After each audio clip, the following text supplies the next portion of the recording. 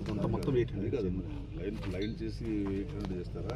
Sir only widening propose చేస్తాం sir. ఇప్పుడు మొత్తం వైడనింగ్ చేస్తే మరి సీపేజ్ అంతా అంటే హైలీ పోరస్ ఆడ నీళ్ళు రావట్లేదు అంటున్నారు. మరి ఆ ఏరియా ఇక్కడ కావాలండి. అంటే మనము అట్లా ఎక్కడైనా ఆ ప్రాబ్లం ఉంది. ఇక్కడ అన్లైన్ సెక్షన్ కి ఇబ్బంది ఉండదు. ఇక్కడే వాటర్ అంతా ఎవాపరేట్ అయిపోతుందని చెప్పారు సార్.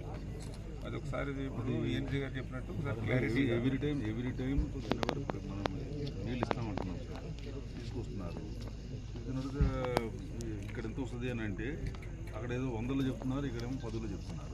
ఏమయ్యంటే ఇదంతా ప్రాబ్లం ఏంటి సార్, అన్నీ క్రాక్సే, అన్నీ ఏదో డిజైన్క్రియేట్ రాకు అవి ఇవి అంటారు. సో మళ్ళీ పెంచుదాము వచ్చేటప్పటికి లైనింగ్ వద్దు సార్, సెకండ్ పెంచేద్దాం అంటారు. ఇప్పుడు ఇక్కడ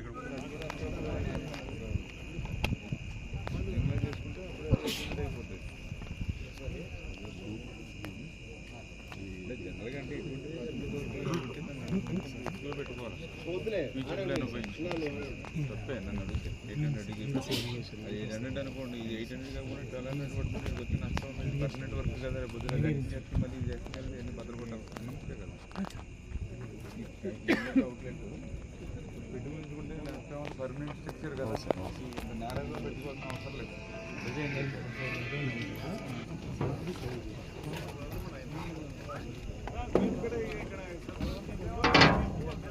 కూడా రివ్యూ చేసుకుంటూ ఈరోజు ఏదైతే ఈ యొక్క చర్లపల్లి రిజర్వాయర్ వరకు కూడా ఇప్పుడు రాత్రి 10 గంటలు అవుతున్నా కూడా ఇక్కడ రావడం జరిగింది. ఏదైతే ఇప్పుడు కూడా మనం చూసాం, ఇప్పటికీ ఇంకా చర్లపల్లి రిజర్వాయర్కి మరి నీరే రానిటువంటి స్థితి. ఇది 1.6 TMC కెపాసిటీ ఉంది. మరి ఆల్మోస్ట్ ఆల్ ఇది సెప్టెంబర్ నెల ముగుస్తున్నప్పటికీ కూడా ఇక్కడికి నీరు రాలేదు, చొక్క నీరు అని అంటే అంద్రేనివాలో మరి ఆ 1800, 1900 మాత్రమే ఉండడం వల్లే ఈ యొక్క నష్టం జరిగింది.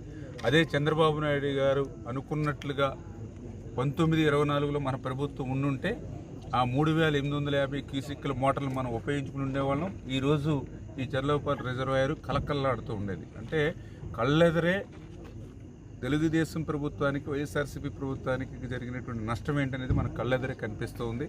అందుకే ఇప్పుడు ఏదైతే అంద్రీనివాకు సంబంధించి ఎమర్జెన్సీ ఇమీడియట్లీ నెక్స్ట్ సీజన్ కల్లా మరి నష్టం లేకుండా ఇమ్మీడియట్లీ ఆ 3850 క్యూసెక్కుల నీరుని తీసుకొచ్చేటువంటి విధంగా దాని ప్రతిపాదనలు ఎట్లా సిద్ధం చేయాలి, నెక్స్ట్ సీజన్ కల్లా ఎట్లా కంప్లీట్ చేయాలనే దాని మీదే మేము అధికారులు అందరూ కూడా సమీక్ష చేసి వచ్చే నెల మొదటి వారం నుంచే పనులు ప్రారంభించి వచ్చే సీజన్ కల్లా పూర్తి స్థాయిలో 3850 క్యూసెక్కుల నీటిని తీసుకొచ్చి ఆ నెక్స్ట్ సీజన్కి మళ్ళీ దాన్ని ఇంకా డబల్ చేసుకుని శాశ్వతంగా ఏదైతే ఈ యొక్క అంద్రీనివా మీద ఆధారపడినటువంటి యొక్క 4 జిల్లాల ఉమ్మడి జిల్లాలకి కూడా పూర్తి స్థాయిలో సాగునీరు, త్రాగునీరు అందించేటువంటి బాధ్యత తీసుకుంటామని, అదేవిధంగా ఏదైతే పర్టికులర్గా ఇప్పుడే స్థానిక శాసనసభ్యులు ప్రసాద్ గారు కూడా మరి ఏదైతే 2-3 విషయాలను ఏదైతే మా దృష్టికి తీసుకొచ్చారో, అందులో పర్టికులర్గా ఏదైతే చర్లపల్లి రిజర్వాయర్కి సంబంధించి గతంలో భూములు ఇచ్చినటువంటి ఎవరైతే ఉన్నారో వాళ్ళు ఇక్కడ 2 గ్రామాలు సంబంధించి